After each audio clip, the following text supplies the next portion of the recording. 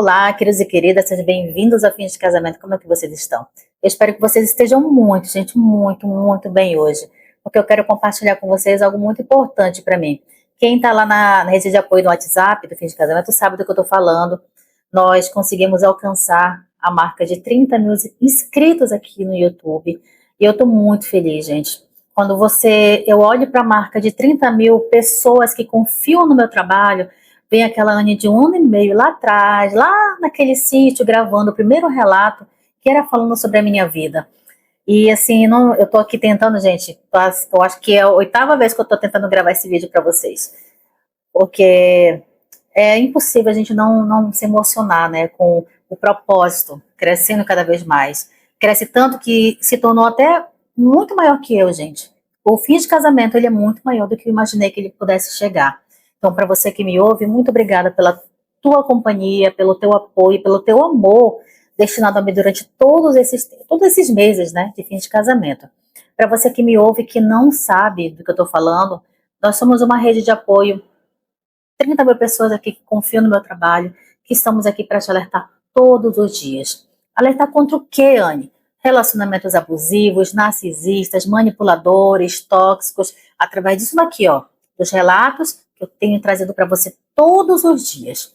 Então, gente, o propósito do Fim de Casamento, no final, é alertar, mas também não fazer que vocês sintam o que eu senti, as dores que eu senti, as decepções que eu senti, porque se eu tivesse tido conselhos que eu trago para vocês todos os dias, eu não tinha sofrido, tanto como eu sofri. E tantas pessoas também aqui, né, compartilham com esse intuito de você não cometer os mesmos erros que elas. Então, por isso que eu peço tanta empatia nos comentários de vocês, porque são pessoas que estão aqui destinadas a te ajudar, de alguma forma. Então, eu quero muito agradecer a todos vocês. Se você não é inscrito, te convido a conhecer meu trabalho agora, para que você se inscreva. E eu tenho certeza que cada inscrição aqui, gente, é uma bênção muito grande que o Senhor tem destinado na minha vida, tá? Então, muito obrigada de coração. Então, se inscreva no canal, deixa o like nesse vídeo e, por favor, me diga onde você me ouve, tá bom? Hoje, gente, eu vou trazer mais um relato para vocês. Essa semana eu vou deixar aqui bem claro. É o Eita Lelê do Fim de Casamento. Quem é minha inscrita há mais tempo sabe, quando eu falo Eita Lelê, porque o negócio não é nada bacana, né? Então, hoje, eu pergunto para você, gente, até aonde vai a traição das pessoas que você mais ama na vida? Você já se parou para perguntar isso? Essa moça aqui, ela abriu mão do trabalho dela e de muitas coisas na vida. E assim, gente, é mais uma traição de mãe e filha. Infelizmente. Não, mas bora lá entender. Bora lá entender, porque a gente só vai entender ao longo do relato, né, o que está acontecendo. A minha mãe engravidou do meu noivo. Minha gente, é aquela famosa frase: ó, Jesus, toca a trombeta e volta, porque o negócio não tá fácil aqui não, tá? Olha só. Oi, gente, meu nome é Luana e infelizmente a minha querida mãezinha engravidou do meu noivo, sim. Meninas, é algo que eu acho que filho nenhum no mundo merecia passar. Mas enfim, né? É a minha história, infelizmente.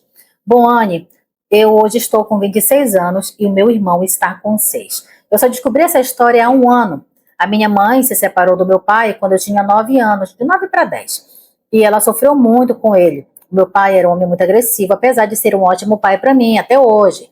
É aquela famosa frase: foi um bom pai, mas foi um péssimo marido. Ele batia muito na minha mãe, traía ela com gatos e cachorros e ela se casou muito jovem. Então, ela sempre falava e reclamava que perdeu a adolescência inteira sendo mãe, porque teve que cuidar de mim, porque teve que cuidar da casa, teve que cuidar de marido, enquanto meu pai estava sempre procurando um rabo de saia fora de casa. E ela nunca teve um casamento feliz, sabe? E por isso ela plantou na minha cabeça que homem nenhum no mundo prestava. E eu cresci achando que eu nunca ia namorar nem me relacionar com ninguém, porque eu via o sofrimento da minha mãe. Quando eu tinha uns 10 anos, ela decidiu se separar após uma última traição do meu pai com a melhor amiga dela. A minha mãe sofreu muito, perdeu muito peso, ficou depressiva e chegou a perder o emprego porque ela não conseguia se levantar para trabalhar. Foi um período muito difícil da nossa vida, mas isso nos uniu ainda mais. Eu cuidava da minha mãe com apenas 10 anos de idade, gente. Às vezes eu tinha que fazer até a comida, porque se eu não fizesse, ela não se alimentava. Enfim, a minha mãe demorou um tempo para se erguer, sabe? Eu não me lembro quanto tempo exatamente, mas foi mais de um ano para se levantar do trauma, para querer cuidar de si. Porque depois dessa traição do meu pai, gente, ele destruiu ela, gente. O psicológico da minha mãe ficou no ralo. Quando a minha mãe finalmente se levantou, Anny, ela decidiu que vou viver a minha vida adoidada, não quero nem saber de ninguém. E ela falou assim, olha, eu vou fazer da minha vida tudo que eu não fiz, tudo que eu não tive tempo de fazer, porque eu me casei com 15 anos. E depois disso, gente, a minha mãe ela se transformou em uma outra pessoa. Pois bem, ela voltou a trabalhar e eu já estava ficando mocinha. E eu me recordo da minha mãe sempre me deixando sozinha.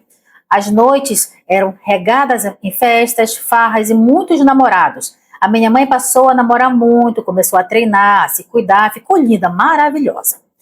Ela já era bonita, mas ela deu aquele tapa no visual, sabe? Aquela levantada que a mulher sabe fazer quando é necessário. E eu estava sempre ali apoiando a minha mãe. Às vezes eu achava um pouco exagerada, às vezes eu conversava até com ela pela da mãe, dá uma maneiradinha, né? Vai com calma, porque às vezes, por conta dessas baladas que ela ia, várias festas e várias trocas de namorado, ela me deixava muito tempo só. E muitas vezes eu falava para ela, mãe, bora assistir um filme, bora fica um pouco comigo, porque a senhora tá saindo demais, eu tô sentindo a tua falta. Gente, só que a minha mãe, ela tinha muitos amantes, gente, milhares. Então ela nunca deu ouvidos para mim. Ela sempre preferiu estar na balada do que estando comigo, né? E o homem na mão dela, gente, caiu na mão dela, ela usava e abusava, passava mesmo e depois não queria mais saber. E ela só gostava dos homens mais caros, tá? É claro, né? Porque quem tem dinheiro banca tudo. E a minha mãe, ela não precisava, gente. Ela não precisava que ninguém bancasse ela, mas ela gostava de sair com homem que tinha dinheiro. A mãe dela é uma gerente de um banco, gente, tá? Então, tem dinheiro, né? Sabe mexer, né? Com o money das pessoas. Então, gente, e ela percebeu, quando ela se envolvia com pessoas que não tinham bala na agulha, ela via que esses homens se aproximavam dela para querer usufruir de algo. Mas ela, esperta como ela sempre foi, ela usava e abusava deles. Quando ela percebia que eles estavam querendo colocar as garrinhas de fora, ela ia lá e cortava pela raiz e já trocava por outro homem. Então, era sempre, gente, troca de namorados e namorados. Relacionamento sério, ela não quis com ninguém. Ela sempre dizia para mim, minha filha, nunca mais. O que eu passei com seu pai, ninguém nunca mais vai fazer comigo. E veja bem o que eu tô te falando. Preste bem atenção no meu exemplo. Gente, eu sempre fui uma adolescente muito tranquila, muito diferente dela. Calma, na minha, não concordava com os comportamentos da minha mãe, não. Às vezes, eu até sentia um pouco de vergonha, né? Porque ela bebia e ela sempre exagerada, ria alto, mas era minha mãe. No geral, nós nos dávamos muito bem e ela era minha melhor amiga, minha companheira.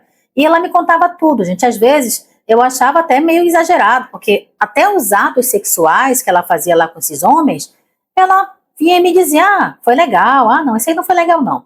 E essas coisas ela comentava comigo e eu falava, mãe, para, eu sou sua filha, não preciso saber da tua intimidade, eu não estou interessada. Ou seja, né, para vocês verem como a nossa relação era próxima. Falava até da intimidade dela, gente. Pois bem, até que certo dia eu estava já com 17 para 18 anos de idade e a minha melhor amiga estava fazendo aniversário. E ela alugou uma boate para fazer. Convidou um monte de gente, muita gente. E não era minha praia, gente. Eu não gosto de barulho. Poucas vezes na minha vida eu fui em boate. Eu não gosto mesmo, não é minha praia, não me sinto bem. Eu gosto de ir no restaurante. Se você me chamar, vamos jantar, eu vou numa boa. Locais tranquilos, essa é minha vibe. Então, nunca gostei muito de noitadas, né? Mas era minha melhor amiga. E ela até falou para mim, olha, se você não for, eu vou ficar muito chateada com você. Então, eu não tive jeito. Me preparei para ir para a festa e me preparei psicologicamente também, porque eu sabia que eu não ia ficar à vontade, não era meu ambiente. E a minha mãe, gente, adivinha? Ela decidiu ir comigo. Por quê? Eu chamei, né? Por ser minha melhor amiga e por eu não ia ter dificuldade para me enturmar, eu achei melhor chamá-la. E a minha mãe, lógico, que aceitou. Gente, quando eu falei, mãe, bora comigo, a minha mãe, gente, se arrumou, ela ficou mais bonita que eu. Tirou toda a atenção de mim, né? Foi toda para ela. Pois bem, a minha mãe, ela nunca teve dificuldade de se enturmar com ninguém. Eu achei que ela iria me ajudar a me socializar melhor, né? Principalmente naquele local. Então, com o convite estendido, ela se arrumou e fomos. Gente, a minha mãe, ela adora balada. Ela é totalmente o oposto de mim. E nessa balada, é claro, a minha mãe se esbaldou. Ela tomou toda, gente. Ela dançou, bebeu, sumiu praticamente a noite toda. Eu procurava a minha mãe e ela estava beijando alguém aleatório. Depois eu procurava ela já estava em outro canto, se agarrando com alguém. Gente, ela curtiu aquela balada loucamente, do jeito dela. Enquanto isso, eu achava tudo muito, sabe, muito chato. Não gosto, né, gente? A companhia que eu achei que ela me faria, ela não fez, né? Porque eu passei mesmo a noite toda só. E eu nem podia ir embora, porque eu estava esperando por ela aqui, não queria ir de jeito nenhum. Foi aí que a Rafaela, vendo que eu estava completamente fora da casinha, ela foi lá, me apresentou um amigo dela da faculdade, o nome dele é Diego. Ele parecia também não estar se enturmando naquele ambiente, assim como eu. Então a Rafaela nos apresentou e disse, olha só, acho que vocês dois podem conversar, né, já que vocês não curtem essa bagunça toda. E ele, meio tímido também, né, o Diego tinha na época 22 anos, militar, tranquilo, um rapaz tranquilo. E nós começamos a conversar e o papo foi muito ótimo. E a gente gostava praticamente das mesmas coisas. E passamos a noite inteira olhando para as pessoas e imaginando, gente, meu Deus, né? Como é que alguém consegue se divertir assim? Então, foi bacana conhecer ele. E eu não gostava de consumir bebida alcoólica, nunca gostei. E ele, por sua vez, também não. Embora ele tivesse com um copo na mão, mas, gente, ele bebeu acho que uns 2 goles e só. Até que com muita dificuldade eu consegui arrastar minha mãe para ir para casa comigo. Me despedi dele e fomos embora. 2 dias depois, a Rafaela me perguntou se poderia passar o meu contato para ele. E eu falei que sim. E começamos a conversar. Anne, cada um no seu canto, sem pressa. Não seria assim, né? Tão depressa. E ele também demorou bastante para chegar no ponto que queria, porque o que ele queria era me dar uma cantada. E ele rodeou muito. Nós conversamos durante 2 meses, até que ele me convidou para sair. E eu comentei com a minha mãe, ela falou, nossa, vai, ele é um gato mesmo, vai sim, menina, vai viver, você precisa aprender a viver. Só que lembra, tá? Lembra da minha infância, Anne? Dos traumas que ela colocou na minha cabeça? Sempre dizendo que homem nenhum prestava, que eu só tinha que homem era só para se divertir? Pois é. Eu não estava muito empolgada com aquele encontro porque eu tinha medo. Medo de qualquer proximidade com qualquer homem que fosse por conta daquilo que ela colocou na minha cabeça. Mas eu acabei indo porque eu queria ir também porque ela insistiu bastante. E eu fui para aquele encontro, jantamos e foi super agradável. A gente já tinha se entendido em muitas coisas, né? Tanto lá na festa de aniversário e também nas conversas, né, de WhatsApp. E depois disso nós saímos mais algumas vezes, até que ele me pediu em namoro. E começamos a namorar. Eu demorei uns 3 meses para ter coragem de contar para minha mãe, por conta do que ela me falava. Olha, pega, mas não se apega. Mas eu estava completamente apaixonada por aquele menino, gente. Ele era doce, gentil, amoroso, muito bonito. E parecia tanto comigo. E a gente gostava também das mesmas coisas, né? Então, era a minha alma gêmea. E quando eu contei para minha mãe, gente, que eu estava namorando, ela ficou um pouco arredia. Eu percebi que ela não gostou muito da ideia, tipo, poxa, eu te avisei, né? Fica, mas não se apega, mas tudo bem. Depois de um tempo, eu resolvi marcar um jantar para que os dois se conhecessem melhor, e a minha mãe adorou ele logo de cara. E depois que ele foi embora, ela falou, filha, você fez a escolha certa. Gente, eu até fiquei surpresa, porque a minha mãe sempre plantou na minha cabeça que eu nem não prestava. Então, ela achava que eu não podia namorar ninguém. E não era que eu não pudesse namorar, mas ela sempre me incentivava a não me apegar. Beleza, gente. Quando essa menina apresentou, gente, a mãe ficou arredia mesmo, né? Mas ainda bem, por hora, achou o menino bacana. Então, essa mãe aprovou o namoro deles, e eles começaram a namorar assumidamente para todo mundo. Anne, eu namorei 6 meses com ele. Eu me entreguei completamente e até a minha virgindade ele tirou. E foi assim um dos momentos mais especiais da minha vida. Eu não vou mentir para vocês, foi muito especial mesmo. Ele foi um rapaz muito paciente, carinhoso, maravilhoso. E nós começamos a pensar em nos casar. Após o acontecido, obviamente, eu contei para minha mãe o que tinha acontecido entre nós dois. A minha mãe sempre foi a pessoa que eu mais confiei nessa vida. Eu contava tudo para ela.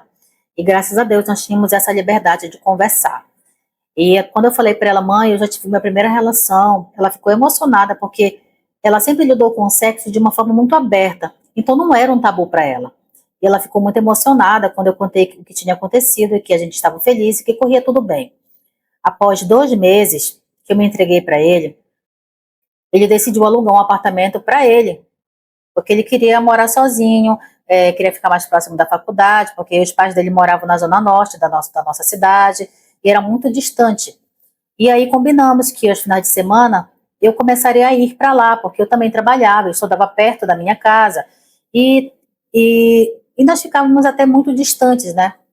Então foi um momento muito bom, começamos a ficar mais juntos, mais tempo juntos, e essa rotina de trabalho e faculdade, né, nós não tínhamos muito tempo juntos, então ao final de semana eram os momentos que eu ficava mais próximo dele. Até que depois de um tempo ele me pediu em casamento, e foi um momento muito especial também. Ele fez uma surpresa para mim junto com a minha mãe, e eu não esperava, e ele fez o pedido da forma mais linda, gente. Ele até me mandou ela até me mandou depois o videozinho, né, que ela gravou da gente, de fato foi muito lindo. Então corria tudo perfeito na nossa vida. Nós pretendíamos nos casar logo. Ele queria primeiro se formar. Nós, desculpa, a gente não pretendíamos nos casar logo. Ele queria primeiro se formar, e já que ele estava perto de acabar a faculdade, ele queria só investir um pouquinho mais na carreira militar, que era o sonho dele, para que tudo ocorresse bem. E eu também queria terminar minha faculdade. Mas desde o primeiro dia nós começamos a planejar nossa vida juntos, sabe? Então, ele procurou essa casa esse apartamento para alugar. Depois nós estávamos pensando em uma casa para a gente comprar, para começar a se organizar. E eu comecei também a investir não só o meu tempo, mas o meu dinheiro naquela relação. Até que com mais ou menos 1 ano de relacionamento, a minha mãe chega em casa muito cabisbaixa. Ela voltou cedo do trabalho, o que eu não esperava. E ela disse, filha, aconteceu uma coisa.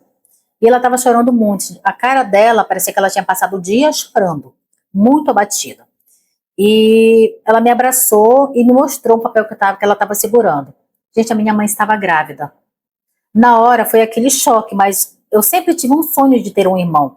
Então, no mesmo instante, eu abracei a minha mãe, eu acolhi, e eu falei, mãe, a senhora vai ser mãe de novo, mas quem é o pai dessa criança?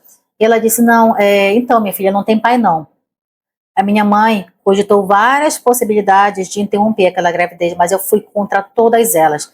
Eu falei, não, mãe, eu tô aqui, eu vou te ajudar, a gente vai criar essa criança. Gente, aí eu fiquei, ai meu Deus, um irmão. E eu fiquei muito feliz, né? Mesmo ela, daquela forma como ela estava, eu fiquei muito feliz com aquela notícia. A minha mãe, por sua vez, né, não estava tão alegre assim. E ela chorava, ficou depressiva e não aceitava aquela gravidez. Os dias que se seguiram foram de muita tristeza. Ela ficou novamente daquela forma, né, de ficar na cama, uma depressão no fundo do poço mesmo. Da mesma forma como ela ficou quando ela se separou do meu pai. E eu tive que pedir licença do meu trabalho por alguns dias para cuidar dela, né, nos primeiros meses da gravidez. Por outro lado, meu relacionamento com ele começou a desandar um pouquinho, né? O Diego, cerca de uns 2 meses depois que descobrimos a gravidez da minha mãe, eu não lembro exatamente. Ele me ligou certo dia, estava com uma voz bem séria e falou que precisava conversar comigo. E tinha que ser naquele dia. E nós só estávamos nos vendo praticamente aos finais de semana, porque agora eu tinha minha mãe para cuidar. E eu lembro certo, Anny, era numa quarta-feira, quando ele veio me buscar. E como de costume, não me levou para a casa dele, ele me levou para um barzinho perto da casa. E ali ele terminou o relacionamento comigo. Disse que estava confuso, que havia conhecido uma outra pessoa e que não dava mais para continuar com o nosso relacionamento, que ele precisava de um tempo. Assim, gente, do nada, não teve briga, não teve clima estranho, sabe? Não teve nada antes. Nós nos afastamos, tipo, foi pouco tempo. Só vi ele mesmo aos finais de semana, mas não tinha acontecido nada grave. Ele simplesmente, nós tínhamos uma aliança de compromisso, né? Que é do noivado, ele tirou a aliança, colocou sobre a mesa e ele foi embora. Gente, eu demorei algumas horas para conseguir digerir aquela informação. Eu não entendia como um homem maravilhoso que fazia tudo por mim, do nada simplesmente terminou comigo no meio de um bar. Eu liguei para os pais dele, eu precisava entender o que estava acontecendo. E os pais dele, até eles ficaram surpresos. Eles me adoravam e também não entendiam. E quando eu perguntei o que está acontecendo com ele, ele falou, não, gente, como assim? Ele terminou contigo? Ontem mesmo ele veio aqui, comprou uma geladeira nova para vocês casarem, tá? Ele está organizando as coisas. Eu não estou entendendo o que está acontecendo com meu filho. E eu também não, né, gente? E eu voltei para casa naquele dia arrasada. Sentei com a minha mãe e eu só consegui chorar. Ela, por sua vez, estava tão deprimida na gravidez dela que não deu muita atenção para o fim do meu relacionamento. E eu fiquei muito mal. Ficamos nós duas mal dentro daquela casa, uma cuidando da outra. Aliás, né, eu cuidando dela e de mim, porque ela não estava conseguindo cuidar de ninguém. Eu chorei 2 semanas seguidas e depois resolvi que a vida precisava continuar. Certo dia, eu liguei para os pais dele e pedi para pegar algumas coisas minhas que ainda estavam na casa deles, no apartamento. E o Diego já havia se mudado, mas eu ainda tinha pertences, né? Que eu ia muito na casa dos pais também, tinha pertences na casa do pai também. Então, eu não sei se foi combinado, eu só sei que quando eu cheguei lá, eu estava lá no quarto dele recolhendo alguns livros meus e ele apareceu. Ele me chamou para conversar novamente. Foi lá, pedi para me abraçar, eu deixei ele me abraçar, e ele começou a chorar muito. E disse que a história daquela outra mulher era mentira. Era só porque ele estava se sentindo confuso e precisava de um tempo mesmo. Mas nesse quase um mês que nós ficamos separados, ele entendeu que me amava e que queria voltar comigo.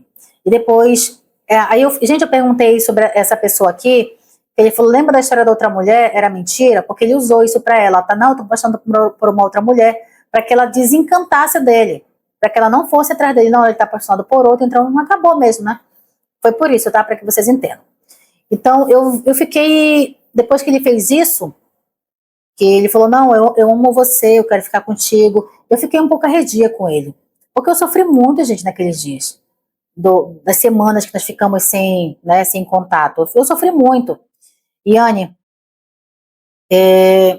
mesmo arredia, eu aceitei a voltar com ele.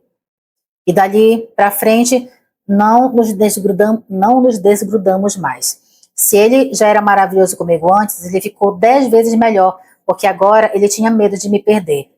E ele tinha um medo inexplicável de me perder, gente. Quando reatamos, o Diego já queria que eu fosse morar com ele e queria marcar logo o nosso casamento para depois de uns 3 meses. Mas a minha mãe precisava de mim. Ela estava muito mal e não iria conseguir seguir com aquela gravidez sem a minha ajuda, né? Então eu falei para ele que nós continuaríamos daquele jeito. Ele passaria a dormir na minha casa alguns dias da semana e eu iria também para a casa dele. E como eu não estava mais trabalhando, eu precisava cuidar dela. E assim eu fiquei, Anne. Abri mão de casar, abri mão do meu trabalho e de tudo para cuidar da minha mãe. A gestação foi muito difícil. A minha mãe estava com 42 anos e desenvolveu vários problemas gestacionais, mas eu estava lá, segurando a mão dela. Eu levava para o hospital, para consultas. Até na hora do parto, fui eu quem assistiu e segurou o meu irmão pela primeira vez. O meu irmão é o maior presente da minha vida. É como se ele fosse meu próprio filho, sabe? Eu não consigo explicar o amor que eu tenho por essa criança. O meu irmão nasceu e a minha mãe continuou com a depressão, agora pós-parto, né? Depressão pós-parto. E eu praticamente fui a mãe do meu irmão. Cuidei, acordei, perdi noites de sono, levei para o pediatra, acompanhei os primeiros passinhos. E o Diego sempre do meu lado, mas morando na casa dele e eu na minha. E o nosso relacionamento sempre foi maravilhoso. Eu nunca desconfiei de nada, gente, absolutamente de nada, exceto a semelhança, que era inegável. Gente, o meu irmão era a cópia, a gente fala aqui, gente, no amazonês, cuspido escarrado o menino.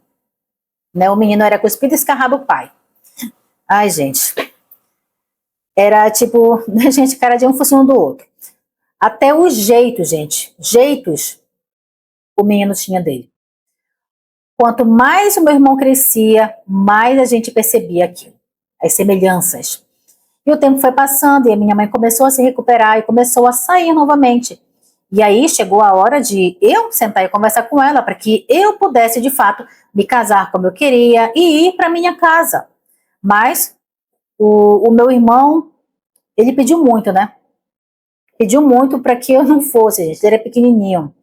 porque ele tinha 4 aninhos, ele já dizia, poxa, você vai embora? Poxa, não vai embora não, tá, me deixar aqui. E mais uma vez, gente, por conta do meu irmão, eu adiei meu casamento para mais um ano, porque ele já estaria maiorzinho, mais independente, e ainda bem que o Diego entendeu, né? Foi super de boa isso para ele. E a gente já morava praticamente juntos, ele na casa dele, eu na minha casa, e a gente sempre estava se encontrando, meu irmão do lado, e o Diego também sempre teve um carinho muito grande por ele, era surreal, surreal mesmo. Ele chegava, levava para a escola, buscava, ajudava até nas despesas da criança. E a minha mãe, ela nunca falava sobre o pai daquela criança. Ela sempre dizia que, por ter vários parceiros, ela não sabia de fato quem era o pai e não estava disposta a passar por nenhuma humilhação, de fazer testes de DNA, essas coisas todas. Ela não queria. Pois bem, Ania, eu vi que a minha mãe estava se recuperando, que a vida estava seguindo e que meu irmão estava estudando e estava tudo se encaminhando. E eu decidi marcar o meu casamento. Mas, né, como nós marcamos para o ano seguinte, cerca de 9 meses à frente nós acabamos que conseguimos fazer as coisas. Conseguimos comprar a nossa casa, aliás, né, o nosso apartamento, que fica bem próximo da casa da minha mãe, para que continuássemos tendo uma convivência por conta do meu irmão menor. Então, eu praticamente dormia lá no apartamento quase todos os dias. Já tinha tudo organizado, já tinha as coisas, já estava tudo do nosso jeitinho. Até que faltava só mesmo o casamento e a cerimônia, né? E no dia em que eu descobri todo o acontecido, eu tinha ido dormir no apartamento e a gente estava sem televisão. E nós ainda não tínhamos comprado nada, né, quase tanto de eletrodoméstico, principalmente a TV. E como nós a usávamos pouco, eu peguei a minha televisão da minha casa, da casa da minha mãe, e levei para lá, para que a gente pudesse, só que a gente não usava muito, né? Mas também não tinha problema, eu nunca fui muito de assistir televisão. Até que nós tínhamos um tablet, porque eu não gostava muito de assistir televisão, não gosto de filme, mas eu sempre gostei muito de uma série. E nesse dia, eu fui com ele, eu peguei meu tablet e levei para o apartamento dele, para a gente assistir juntos, né? E o Diego, naquele dia, tinha falado, não, coloca na televisão pra gente assistir. Eu falei, não, para assistir no tablet, porque fica mais confortável para mim, eu posso andar para cima e para baixo com ele, vamos assistir aqui comigo. E tudo bem, né? Nesse dia, ele tinha falado para mim que ele não ia poder assistir toda a série comigo, porque ele tinha que ir pro futebol, tinha marcado o jogo com os amigos, e tudo bem, né, gente? Toda vez ele ia mesmo, eu não via problema nenhum nisso. A gente assistiu uma ou 2 capítulos dessa série, e ele falou assim, não, eu vou me levantar, vou me arrumar para mim ir. E eu fiquei lá no quarto deitada assistindo as coisas.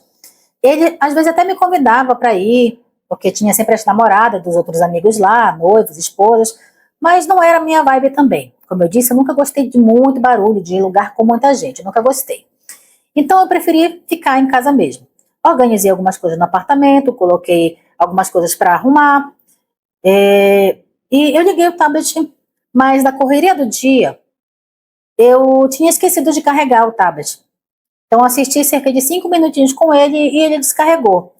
E, menina, eu tava tão viciada naquela série, porque sabe quando eu cheguei naquela série do que é o ápice que vai acontecer? Que é do The Walking Dead, gente. Ela tá falando que se você assistir essa série, The Walking Dead, é lá quando o Negan aparece pra pegar o pessoal, né? Que é a famosa morte lá do Glenn. Quem gosta de série vai saber do que eu tô falando, dessa série, né? The Walking Dead. E eu precisava saber o que ia acontecer. E eu tava tão viciada, gente, que isso me fez fazer algo que eu nunca fiz antes. Porque eu não queria colocar na televisão, eu queria ver no tablet, ver no computador. Então, como o meu descarregou, eu peguei o notebook dele para terminar de assistir. Peguei, fui lá para a cama e coloquei o bicho no carregador e eu fiquei lá, gente. Eu não sabia a senha, mas eu coloquei a data de aniversário dele e não deu certo. Eu coloquei a nossa data de namoro e assim deu certo. A senha dele era a data de namoro deles. E, beleza, eu coloquei a minha série, fui fazer alguma coisa para me comer e comecei a assistir. Quando eu comecei a assistir a série, chegou uma mensagem de WhatsApp. E eu vi que havia um WhatsApp logado no notebook. E a foto de quem mandou a mensagem parecia com a foto da minha mãe. Então, eu automaticamente cliquei E na hora eu nem pensei muito, eu pensei, poxa, minha mãe tá mandando mensagem para mim daqui, né? Meu tablet descarregou, tá mandando para mim pelo número dele. Quando eu cliquei, a primeira coisa que chamou minha atenção foi a foto de perfil daquele WhatsApp, que não era a de um número que a gente usava. Nós dois, tanto eu como ele, a nossa foto do nosso perfil era uma foto que nós tínhamos batido de casal. E não era a mesma foto. A foto que estava lá era outra. E era só uma foto de uma paisagem. Tipo, eu olhei para o número e pensei, ó, ele trocou a foto do perfil e nem me falou. Mas quando eu reparei bem, era outro número. Ou seja, ele tinha um segundo WhatsApp.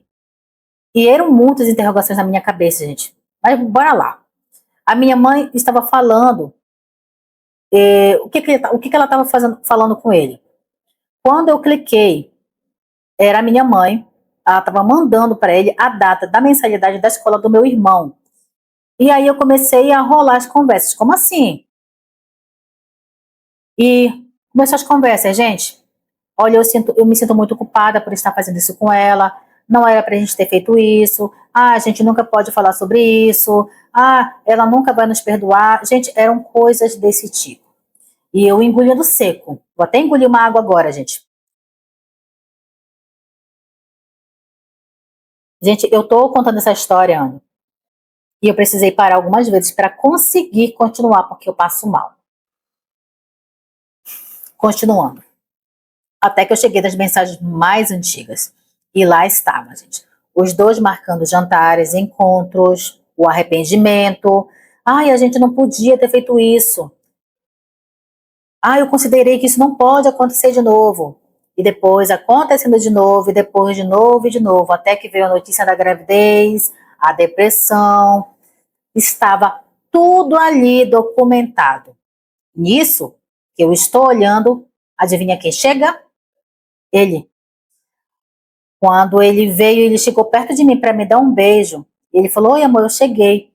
Eu só afastei ele com a minha mão. Para. E ele já entendeu que tinha alguma coisa errada acontecendo. Ele olhou para o notebook e a conversa estava lá, escancarada na tela. Ele ficou ali sem cor. Não tinha reação, não sabia nem o que dizer. E eu, paralisada, tipo, o que está acontecendo? E ele, não tendo mais alternativas, tentou me dar uma desculpa. Eu falei: não, não mente para mim de novo. Eu mereço saber a verdade. E ele me contou tudo. Aquela minha amiga que nós conhecemos lá no aniversário dela, todo ano ela inventava uma festa em um bar quando chegava lá no aniversário dela. No ano seguinte, o aniversário dessa minha amiga foi em uma casa de praia afastada no litoral, na casa dos pais dela. Ela me convidou para passar o final de semana. E eu nunca gostei de ir, mas como seria uma festa mais reclusa, só para a família dela e outros íntimos, eu resolvi ir. E eu não vi maiores problemas em deixar ele sozinho. E eu fui para o aniversário dessa minha amiga, passei final de semana lá, e foi exatamente isso que tudo foi nessa data que tudo aconteceu. De eu viajar para a casa de praia da minha amiga para o aniversário dela. E como ele sempre dormia na minha casa, ou na casa dele, e eu estaria eu teria estar viajando, né, gente? Ele chegou do trabalho e não tinha comida pronta.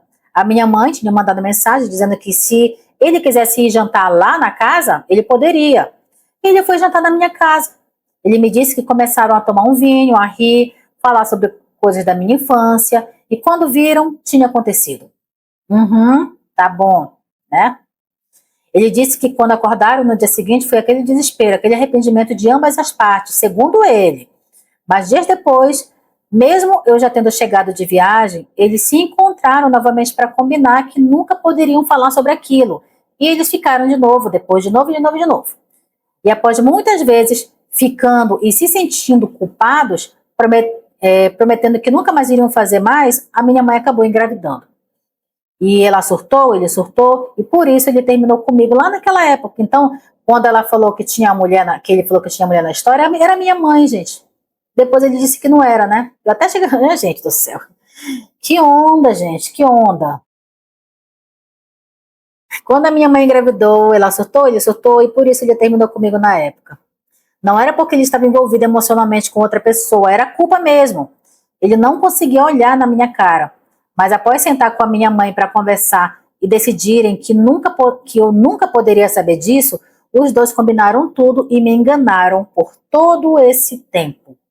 A minha mãe, desde então, voltou para a depressão, a culpa a consumia e eles nunca mais ficaram juntos. O meu irmão nasceu comprovando, né, que o filho era comprovado, né, que o menino era a cara dele, mas eu nunca soube de nada. E esse era o plano, gente. Eles me enganaram pelo resto da vida. Tá gravando? Tá gravando. Pelo resto da vida. E ele prometeu, né, que permaneceria por perto, ajudando nas despesas financeiras, tudo que a criança precisasse. Tudo na convivência. Mas não seria com o pai dele, mas com o meu novo e futuro marido. Então, ele nunca assumiria o menino. Nada disso, não ia assumir. Obviamente, eu terminei aquele relacionamento com ele no mesmo dia. Não havia possibilidade alguma de continuar. Eu saí desnorteada, eram 3 horas da manhã, gente, quando eu saí daquele apartamento. Eu voltei para minha casa e pedi para ele que a única coisa decente que ele poderia fazer por mim era não contar para minha mãe, que eu já estava sabendo de tudo. E ele ficou calado, né? Cheguei em casa e claro que a minha mãe estava dormindo. De manhã ela veio falar comigo e notou que eu estava com uma cara muito inchada. Estava chorando, gente, passei a noite chorando. Eu não dormi nada naquela noite, chorei a noite inteira. Quando ela me olhou, eu perguntei: até quando, mãe? Até quando você pretendia me enganar? Até quando? E ela tentou me abraçar, não sabia o que dizer, afinal, né? Não tinha muito o que dizer, mas eu não permiti. Falei para ela que a nossa relação acabava ali mesmo e que ela nunca mais teria acesso a mim. Eu fui para casa da minha amiga. Quando o dia clareou, eu contei tudo para ela. E todo mundo ficou chocado. Só as pessoas mais próximas sabem disso, Anne. A minha amiga me ajudou muito. Morei na casa dela por 2 meses até conseguir alugar um cantinho para mim. Hoje eu pego meu irmão algumas vezes na semana. Temos tipo uma guarda compartilhada, sabe, Anne? O meu irmão não tem culpa de nada. O Diego me perseguiu muito, ficou atrás de mim, fazia escândalo na frente do meu trabalho, sempre dizendo que eu precisava conversar com ele, que eu precisava ouvi-lo, mas eu não tinha mais o que ouvir de ninguém. Como eu disse, faz 1 ano que tudo aconteceu. Eu não tenho mais convivência com a minha mãe, exceto pelo que é algo relacionado a meu irmão, porque eu amo muito ele, eu nunca vou abrir mão dele. É como se, como eu falei para vocês, é como se ele fosse meu filho. Mas eu não quero mais essa proximidade com ela e nem com ele. Talvez um dia eu consiga perdoá-la, mas no momento isso não é possível.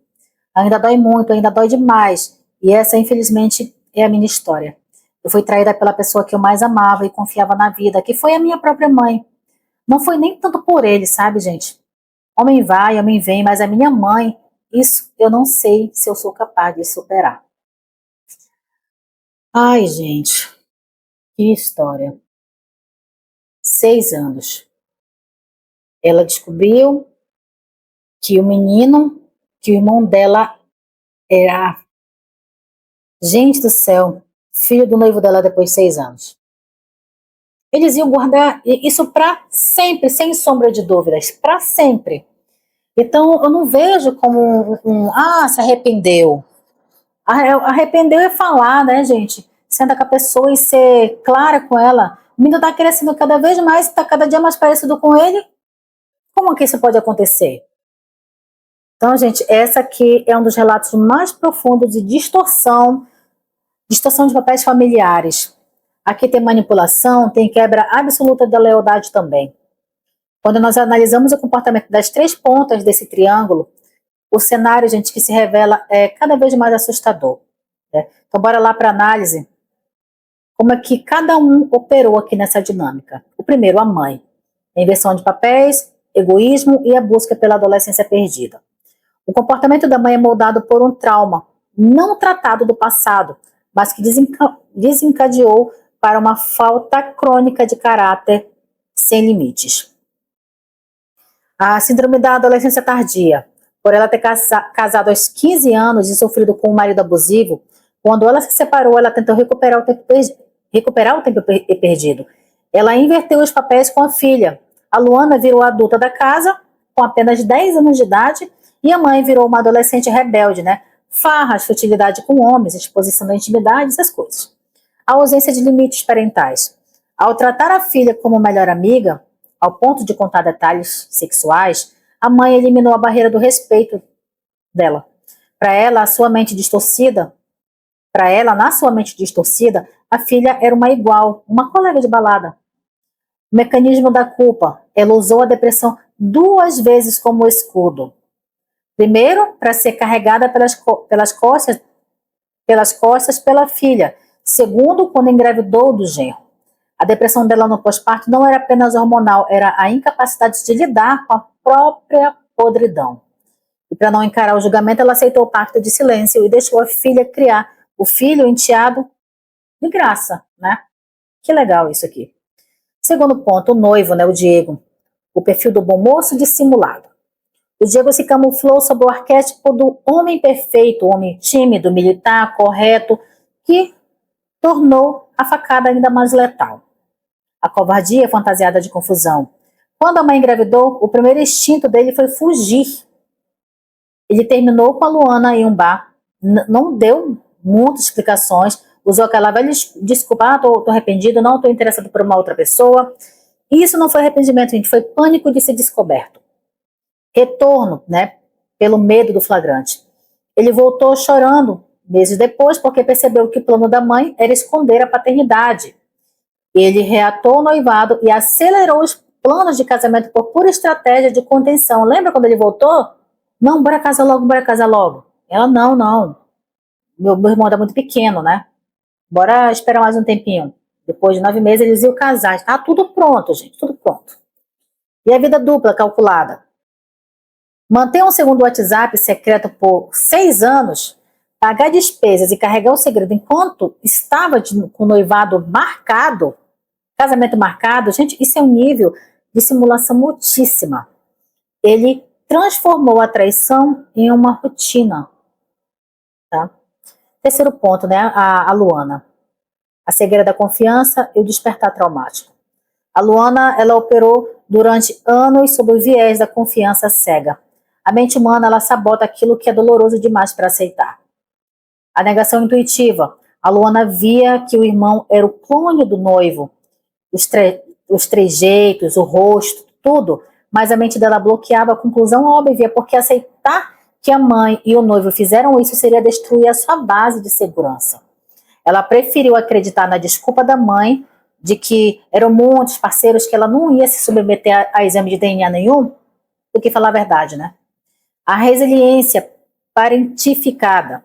Ela abriu mão do trabalho, do casamento dela, da juventude, tudo para cuidar do irmão e da mãe. Ela foi usada como mão de obra afetiva para limpar a bagunça que os dois fizeram. E o corte cirúrgico. O comportamento dela ao descobrir a traição no notebook foi impecável. Ela não fez escândalo, ela só pediu a verdade, recolheu as suas coisas e saiu. O corte com a mãe foi definitivo. Ela entendeu que homem você substitui, mas a traição da mãe quebra a espinha dorsal de qualquer pessoa, gente, qualquer identidade da pessoa.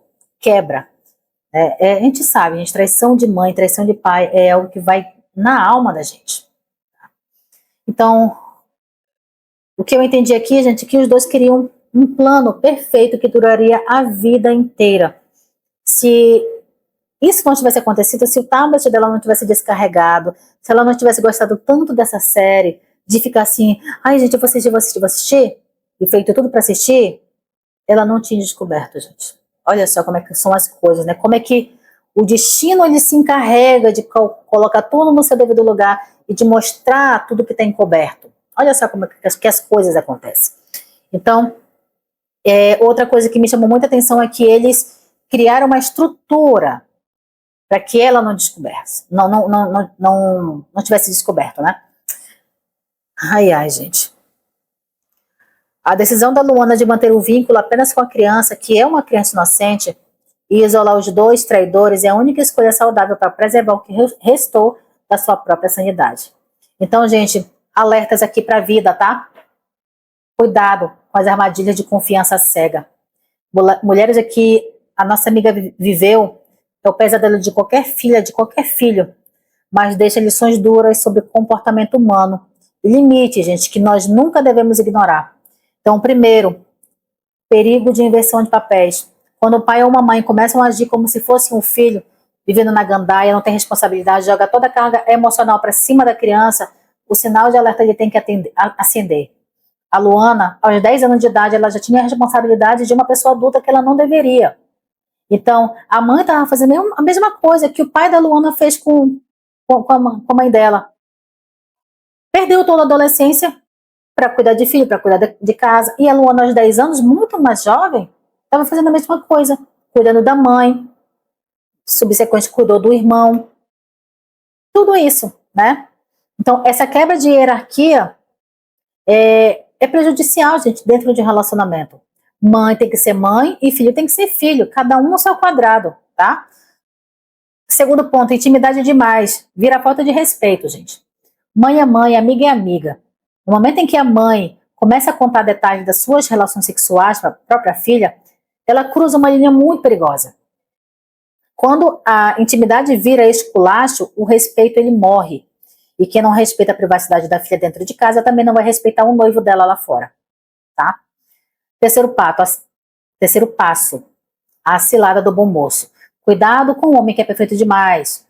Gente, uma vez uma psicóloga falou a seguinte coisa para mim. Quando a pessoa é calada demais, a mente dela é um turbilhão. Tá? Cuidado com pessoas que aceitam tudo sem dar um pingo de trabalho. Cuidado. Tá? O Diego, ele usou a capa de uma pessoa tímida, correta, para cometer uma das maiores canalices. Ele manteve um segundo celular, gente, por anos, segundo número, né? WhatsApp por anos e fingia ser o novo perfeito enquanto estava lá sustentando um filho que ele teve com a própria sogra. Então, canalha profissional, a meu ver, tá? Então, a maior lição que nós tiramos desse relato aqui é a forma de como a Luana, ela reagiu quando tudo veio à tona. Essa podridão toda, né? Esse esgoto todo veio à tona. E ela deu exemplos de maturidade e de saúde mental aqui, gente, tá? Corte definitivo. Se você tá sabendo de alguma coisa, a gente corta. E separa os inocentes dos culpados. Se tiver criança no meio, não culpa essa criança.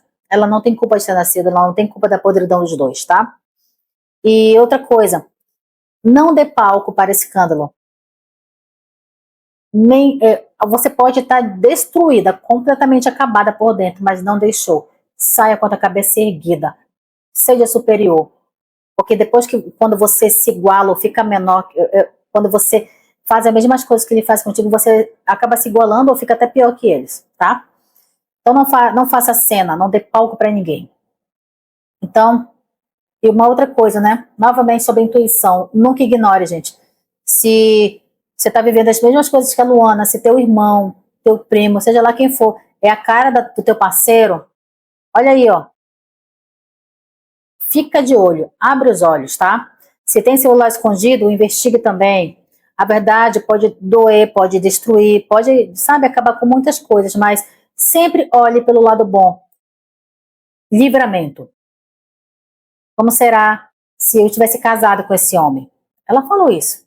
Antes, se eu tivesse me casado com ele, ia ser tudo mais difícil hoje. Eu ia ter que passar pelo divórcio, que também é uma coisa muito chata de se passar, né?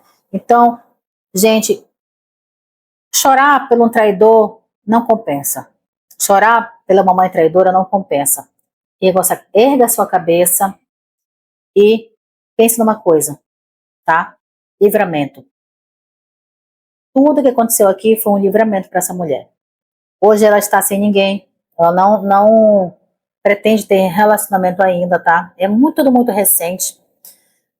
Mas imagina, né, gente? 6 anos depois você descobre uma traição. 6 anos.